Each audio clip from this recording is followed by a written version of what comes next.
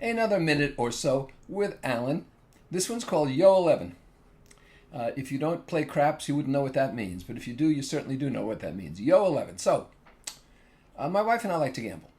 And we go to various places to gamble around the world. I mean, when we happen to be near a casino.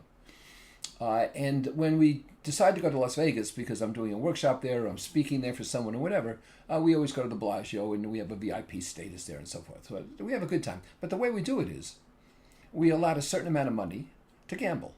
And if we win, great. And if we lose, great. We had a good time. But we never pour more money in after that. So maybe, sometimes after a couple of hours, we're done. And we spend the rest of our time seeing shows and comedians and so forth. But sometimes it might last for a few days and we do okay. But my wife will not play craps, where Yo 11 comes from. Because when somebody craps out, when a shooter craps out, they take all of your money off the table. I sweep it off the table. And my wife watches all of her chips go at once and she starts to cry. So my wife plays blackjack. And my wife is very good at blackjack. She wins a lot. She's figured out a system for herself and it really works.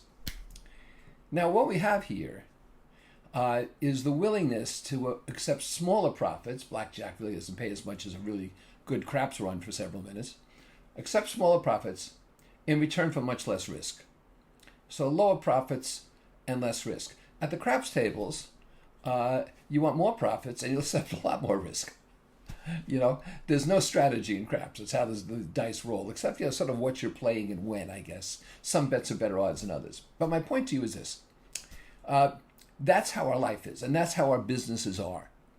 And so if you want really stark high returns, you gotta take more risk. I'm not saying to be colossally stupid. I'm not saying to be imprudent or to gamble, but I am saying prudent risk will get you so much, and more risk will get you still more. So what's more risk?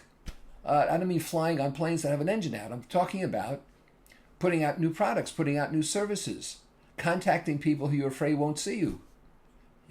And so if you think of my last video, if these run in sequence, I talked to the mayor of the town I grew up in with, taking a risk that I might get thrown out or be seen as selfish, and it paid off big time for me. And so I would suggest to you, it's okay to be conservative, just don't expect huge returns. And in the pursuit of huge returns, don't be too risky. But I have known people in my community who are making a couple of $1 million annually today and have a lot of time off. They don't work hard at all. Who 5-6 years ago thought they were facing bankruptcy.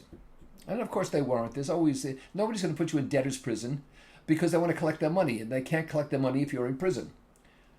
And you have options. There are lines of credit, and there's a reworking debt, and there's all kinds of things. But think about your degree of risk acceptance.